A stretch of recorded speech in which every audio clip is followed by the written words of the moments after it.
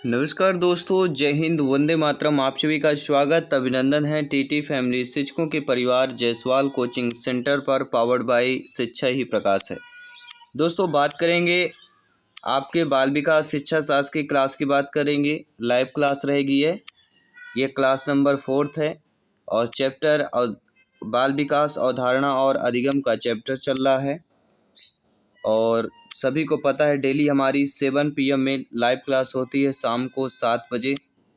Online exam pattern के according ये classes होती है जो सिलेबस के अकॉर्डिंग है। इसके पहले 3 क्लासेज कंप्लीट कर चुके हैं। इस लाइव क्लास के बाद आई बटन पे यहाँ पे लिंक भी दे दिया जाएगा, तो चलिए सभी लोग ज्वाइन कीजिएगा। सभी लोग लाइव क्लास के माध्यम से अटेंड कीजिएगा। और हम आज के क्लास में महत्वपूर्ण प्रश्न करने जा रहे हैं, जिसमें से आपका जो है अगला प्रश्न आप लोगों की स्क्रीन पर है कि स्वांगीकरण का दूसरा नाम क्या है? प्रतिपादन, चित्रण, तुलना या व्याख्यान? सभी लोग बताइए। स्वांगीकरण का दूसरा नाम पूछा जा रहा है दोस्तों। तो स्वांगीकरण का दूसरा नाम क्या होता है? प्रतिपादन होता है। अगला ऑप्शन जो दिया गया है वह सही हो जाएगा। स्वांगीकरण का दूसरा नाम प्रतिपादन है। किसी वर्तमान मनोबंध के प्रति जब कोई नई संवेदी सूचना प्राप्त होती है तो उसका स्वांगीकरण हो जाता है। कह सकते हैं कि जो सूचना पुराने मनोबंध का अभिन्न अंग बन जाती है, जो नई सूचना होती है क्या होती है? पुराने मनोबंध का अभिन्न अंग बन जाती है। और पियाजे जी के अनुसार स्वांगीकरण और समायोजन के परिणाम स्वरूप संसार की विभिन्न वस्तुओं और घटनाओं का प्रत्यक्षीकरण होता है। किसके अकॉर्डिंग? जीन पियाजे जी के अकॉर्डिंग। अगला प्रश्न है जो ऑलरेडी आपके स्क्रीन पर है। प्रश्न क्या पूछा जा रहा है? एक घोड़े को देखकर एक 3 वर्षीय बालिका चकित होकर बोली, वाह इतना बड़ा कुत्ता। जीन पियाजे जी के संज्ञानात्मक विकास के सिद्धांत के अनुसार बालिका की यह प्रतिक्रिया निम्न से किसका उदाहरण है? यानी घोड़ा देखकर बालिका कुत्ता बताती है। ठीक है, तो यह आत्मसात्करण समावेशन है, प्रतीकात्मक है, पदार्थ स्थायित्व है या आस्तिकत अनुकरण की बात करते हैं। तो यह आत्मसात्करण या समावेशन हो जाएगा। ठीक है, आई हो सभी अच्छे तरीके समझ रहे हैं। सभी लोग कमेंट करते रहिए, फीडबैक करते रहिए। हम अगले प्रश्न की तरफ चलते हैं, जो MP टेट वर्ग 2 में जो 2019 का पेपर हुआ था उसमें पूछा गया प्रश्न था कि जब नए विचारों को मौजूदा विचारों में शामिल किया जाता है तो उन्हें किस रूप में जाना जाता है? अनुकूलन, प्रतिकृतियन, आत्मसात्करण या पुनरुत्पादन?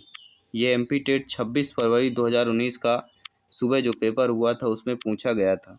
तो जब नए विचारों को मौजूदा विचारों में शामिल किया जाता है तो उसे जो दोस्तों आत्मसात्करण के रूप में जाना जाता है। सी वाला ऑप्शन सही हो जाएगा।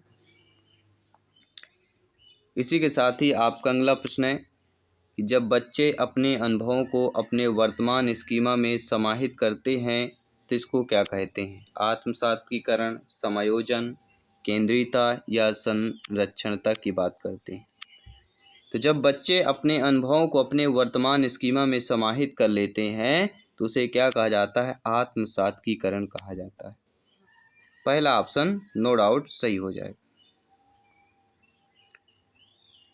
अगला जो प्रश्न है कि प्रचलित योजनाओं की नई जानकारी जोड़ने को किस नाम से जाना जाता है? समायोजन, साम्यधारण, आत्मसात्करण या संगठन के नाम से जाना जाता है। तो प्रचलित जो योजनाएं होती हैं उनमें जब कोई नई जानकारी जोड़ दी जाती है तो वह आत्मसात्करण के नाम से भी जाना जाता है।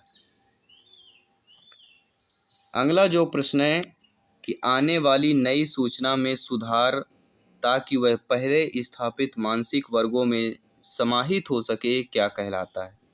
आत्मसात्करण, समंजन, संतुलन या संरक्षण कहलाता है। तो आने वाली नई सूचना में सुधार ताकि वह पहले स्थापित मानसिक वर्गों में समाहित हो सके वह आपका आत्मसात्करण कहलाता है। ये सारे TT एग्जाम में पूछे गए प्रश्न हैं। तो कंसेप्ट वाइज आपकी क्लासेस डेली चलती है 7 PM में। आई होप सभी अच्छे तरीके से ज्वाइन कर गए होंगे। टेलीग्राम से ज्वाइन कीजिए, फ्री में नोट्स PDF फाइल प्राप्त कीजिए और इंस्टाग्राम फेसबुक पेज को अवश्य लाइक कर लीजिएगा। अगला, जब कोई छोटी बच्ची ऊँट को पहली बार देखती है तो वह उसे ऊंची पीठ वाला घोड़ा कहती है। पियाजे जी के सिद्धांत में यह किसका उदाहरण है? संरक्षण, केंद्रीकरण, जीवावाद या समावेशन का? तो ऊंट को घोड़े में समावेशन कर देना, ऊंट के जगह घोड़ा बता देना, मतलब ऊंट को किस में समावेशन कर दिया गया? घोड़े में। तो क्या हो गया ये? जीन पियाजे जी के सिद्धांत में किसका उदाहरण है? समावेशन का उदाहरण हो जाएगा। तो यहाँ पे जो डी ऑप्शन दिया गया है वह हमारा सही हो जाएगा। इसी के साथ ही अगला प्रश्न है कि भाषा एवं चिंतन के संदर्भ में जीन पियाजे जी के अनुसार निम्न में से कौन सा कथन सही दिया गया है?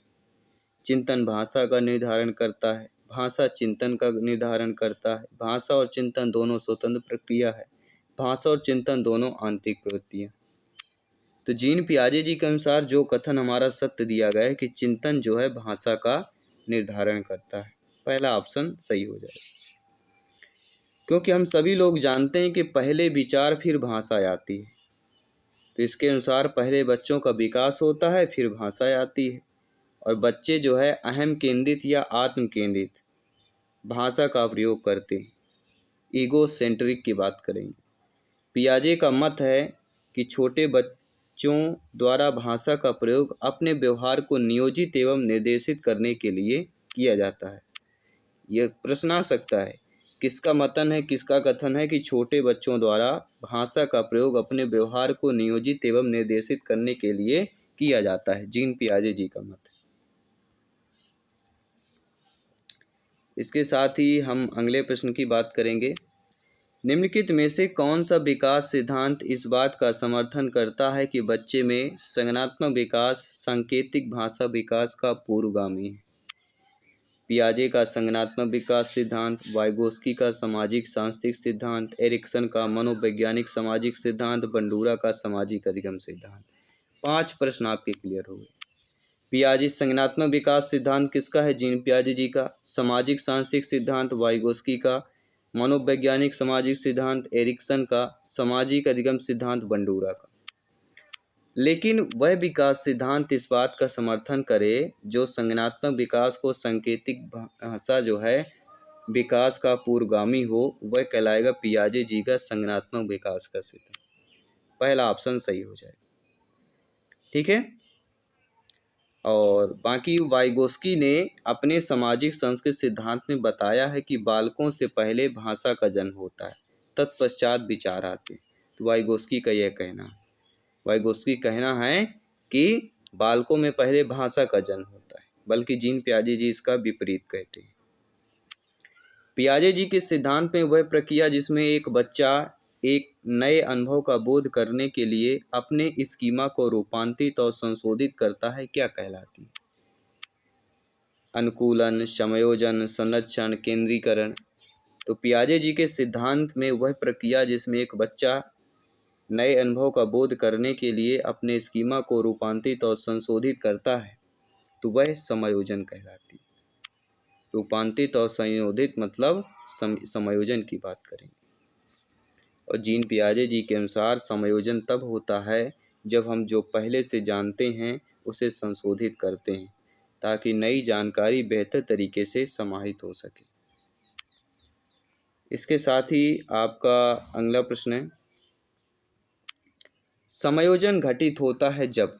देखिए, समायोजन कब घटित होता है? 4 ऑप्शंस दिए गए। समायोजन तभी घटित होता है जब बच्चे अपने वर्तमान स्कीमाओं में परिवर्तन करके नए अनुभवों के अभिप्राय को समझते हैं, तब समायोजन घटित होता है। तो बी ऑप्शन यहाँ पे सही हो जाएगा। आइए बात करते हैं अगले प्रश्न। अगला प्रश्न है, सीता का साइकिल चलाने के पूर्व अनुभव के आधार पर स्कूटर चलाने के तरीके में बदलाव करना क्या कहलाएगा? समावेशन, संतुलित साम्य धारण, समायोजन, असंतुलन या असाम्य धारण। सीता का साइकिल चलाने के पूर्व अनुभव के आधार पर स्कूटर चलाने के तरीकों में बदलाव करना क्या कहलाता है? समायोजन कहलाता है। इसके साथ ही आपका अगला प्रश्न, पियाजे जी के अधिगम के संज्ञानात्मक सिद्धांत के अनुसार वह प्रक्रिया जिसके द्वारा संज्ञानात्मक संरचना को संशोधित किया जाता है कहलाती है, क्या कहलाती है? तो वह आपकी समायोजन कहलाती है। पियाजे जी के अधिगम के संज्ञानात्मक सिद्धांत के अनुसार वह प्रक्रिया जिसके द्वारा संज्ञानात्मक संरचना को संशोधित किया जाता है समायोजन कहलाती है। बी ऑप्शन को यहाँ पे हम ऑलरेडी सही कर लें। अगला प्रश्न है कि नवीन जानकारी को शामिल करने के लिए वर्तमान स्कीमा या अवधारणा में बदलाव की प्रक्रिया क्या कहलाती है? तो ये आपकी समायोजन कहलाती है। इसी के साथ ही अगला प्रश्न है कि एक बच्ची को उसके पिता चहलकदमी करा रहे थे। बच्ची जानती थी कि चिड़िया जैसी चीजें होती हैं, परंतु उसने कभी पतंग को नहीं देखा था। पतंग को देखकर उसने कहा चिड़िया को देखो। उसके पिता ने कहा यह पतंग है। यह उदाहरण कौन सा हो जाएगा? तो इस प्रकार का उदाहरण समायोजन कहला जाता है। किसका हो जाएगा? समायोजन का उदाहरण। जीन पियाजे जी के सिद्धांत में वर्तमान स्कीमा द्वारा परिवेश को समझ पाने की असमर्थता के कारण एक नए स्कीमा की रचना क्या कहलाती है? तो एक नए स्कीमा की रचना जो है आपका क्या कहलाती है? समायोजन कहला जाती है। अगला प्रश्न है, स्क्रीन पर है कि 5 साल की बच्ची क्या कर सकती है? संभावित कारणों और उनके प्रभावों की परिकल्पना, घटनाओं की वैज्ञानिक रूप से जांच करने के लिए जटिल प्रयोगों की योजना बनाना, प्रतीकात्मक और अमूर्त तार्किकरण, लक्ष्य निर्देशित व्यवहार व प्रतीकात्मक खेल की शुरुआत। तो 5 साल की बच्ची क्या कर सकती है? लक्ष्य निर्देशित व्यवहार का व प्रतीकात्मक खेल की शुरुआत कर सकती है। डी ऑप्शन यहाँ पे सही हो जाएगा।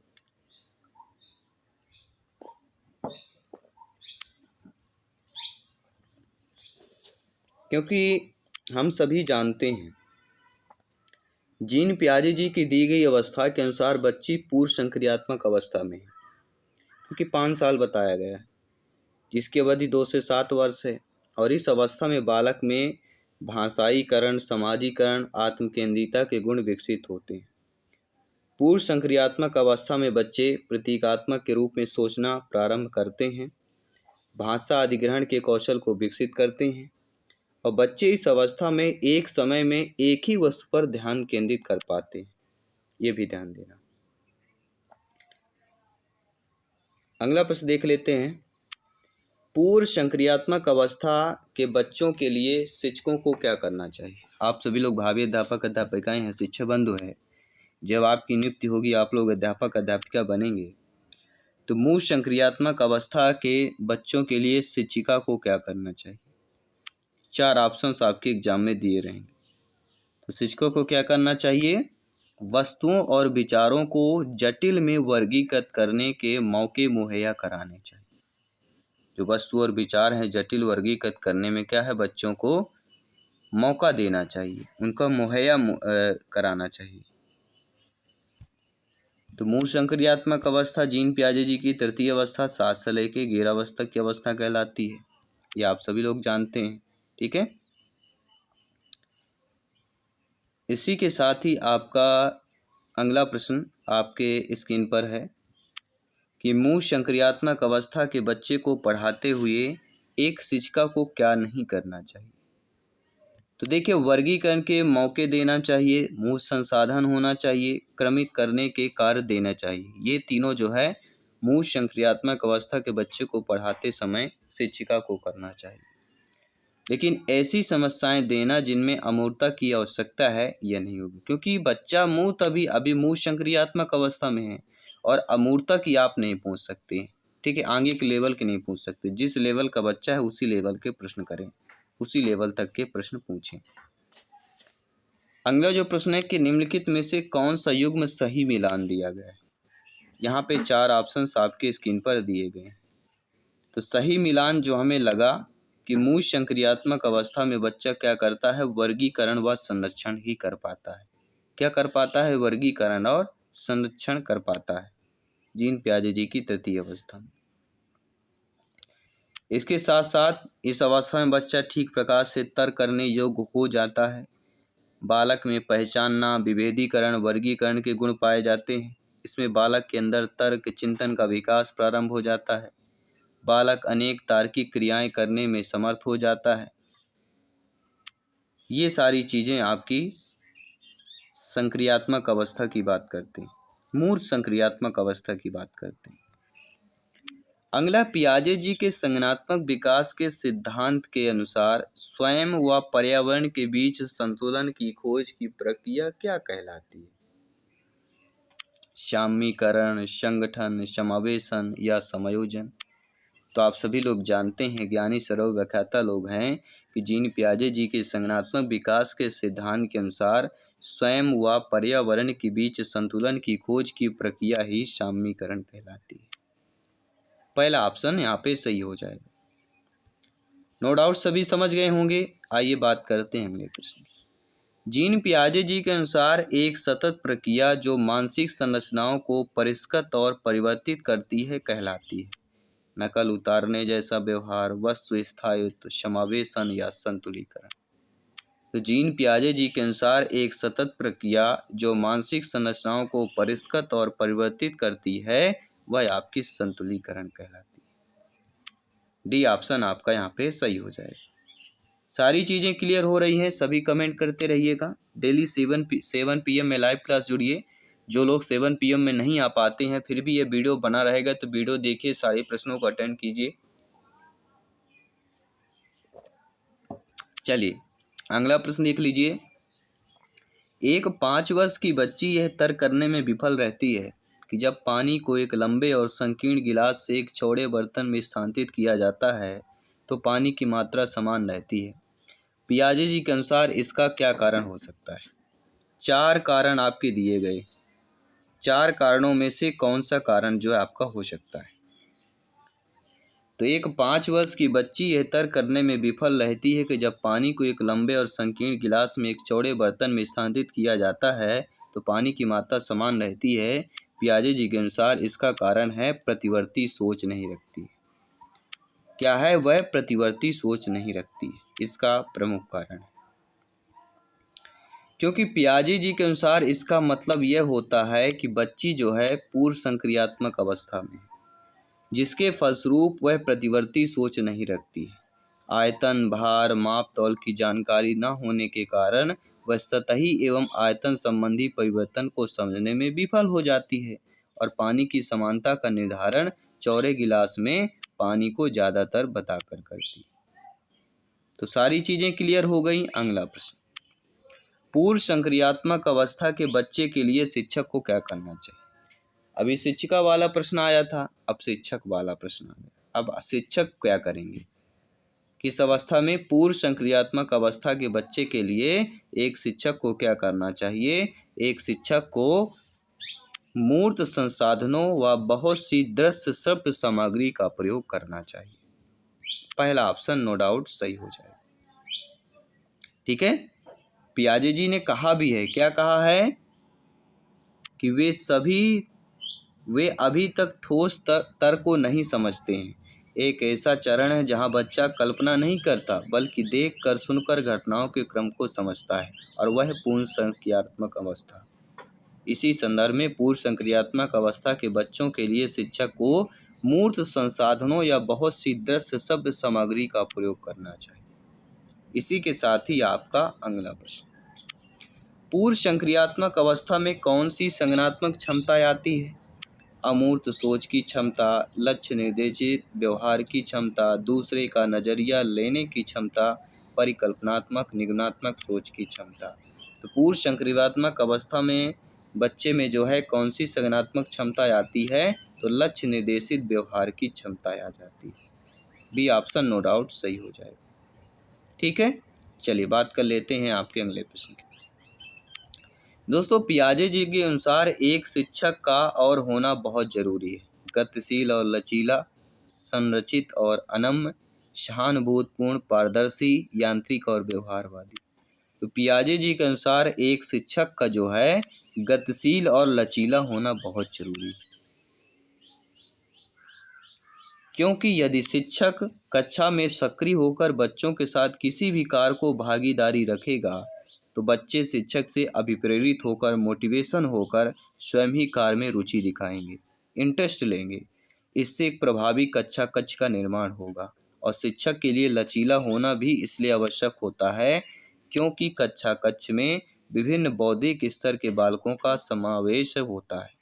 सब प्रत्येक विभिन्न बौद्धिक स्तर के बच्चे होते हैं और शिक्षक को स्वयं को तथा अपनी समय सारणी को लचीला बनाकर कक्षा को निर्देशित करना चाहिए। इससे उपयुक्त सार्थक अधिगम होता है और सभी बौद्धिक स्तर के बच्चों को पढ़ाने में सहजता का अनुभव भी प्राप्त होता है। अगला प्रश्न है, पियाजे जी के द्वारा अधिगम को सुगम बनाने के लिए कौन से कारक महत्वपूर्ण माने जाते हैं? 4 कारक दिए गए हैं, नीचे कूट वाला ऑप्शन दिया गया है। देखिए, पियाजे जी द्वारा अधिगम को सुगम बनाने के लिए महत्वपूर्ण कारक शिक्षक की गतिशीलता, विविध सामग्रियों का प्रावधान और मध्य स्तरीय नवीन अनुभव प्रदान करना। तीनों सही है, बाकी फोर्थ आपका नहीं है, 3 सही है। तो यहाँ पे हमारा जो बी ऑप्शन दिया गया है फर्स्ट सेकंड थर्ड वाला सही हो जाएगा। पियाजे जी के द्वारा अधिगम को सुगम बनाने के लिए शिक्षक की गतिशीलता, विविध सामग्रियों का प्रावधान, मध्य स्तरीय नवीन अनुभव प्रदान करना ये महत्वपूर्ण कारक माने जाते हैं। जबकि सकारात्मक नकारात्मक पुनर्बलन सुनिश्चित करना यह किसका है? बी.एफ. स्किनर द्वारा कहा गया है। ठीक है, सकारात्मक नकारात्मक पुनर्बलन सुनिश्चित करना किसके द्वारा कहा गया है? बी.एफ. स्किनर द्वारा कहा गया है। अगला, रूही को 3 पेंसिल दिखाई जाती है और वह देखती है कि पेंसिल का पेंसिल खा से बड़ी है और पेंसिल खा पेंसिल गा से बड़ी है। जब रूही यह निष्कर्ष निकालती है कि गा से बड़ी है, का जो है गा से बड़ी है, तो यह जीन पियाजे जी के किस संज्ञानात्मक विकास की विशेषता को दर्शाती है? तो ये आपकी किसकी विशेषता दर्शा रही है? सकर्मक अनुमान की। क्योंकि रूही को 3 पेंसिल दिखाई गई और 3 पेंसिल में का पेंसिल खा से बड़ी है। जब रुचि यह निष्कर्ष निकालती कि का गा से बड़ी है, तो यह जीन पियाजे जी के सकर्मक अनुमान संज्ञानात्मक विकास की विशेषता को दर्शाती है। और पियाजे जी के संज्ञानात्मक विकास के सिद्धांत में तीसरे चरण को संक्रीट ऑपरेशनल स्टेज या मूल संक्रियात्मक अवस्था कहा जाता है। इस चरण के दौरान बच्चा 7 से 11 वर्ष की आयु में उसमें बच्चे तर्क का अधिक उपयोग दिखाते हैं और इस चरण में विकसित होने वाले महत्वपूर्ण क्रियाओं में से एक ट्रांजिटिविटी, जी हाँ, एक ट्रांजिटिविटी जो एक क्रमिक क्रम में विभिन्न चीज़ों के बीच संबंधों को पहचानने की क्षमता को संदर्भित करती है। अगला, जीन पियाजे जी के संज्ञानात्मक विकास के सिद्धांत के अनुसार मूल संक्रियात्मक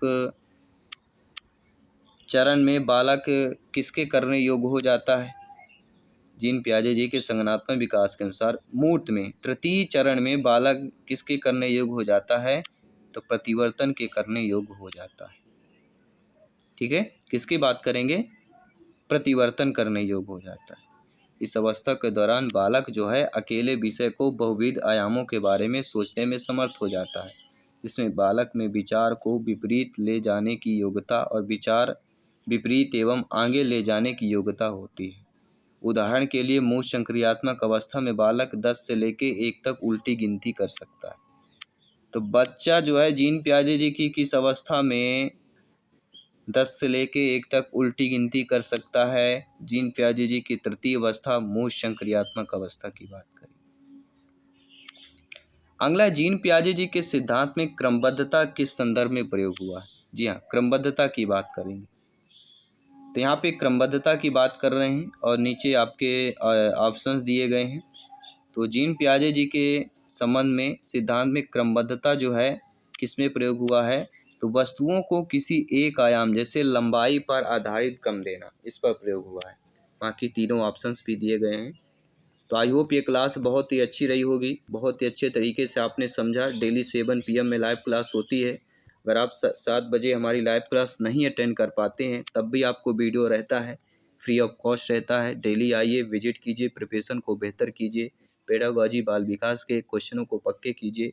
मैं आपके साथ जयसवाल सर मिलता हूँ आपकी अगली क्लास पर। सभी मित्रों को जय हिंद, वंदे मातरम, धन्यवाद सभी का।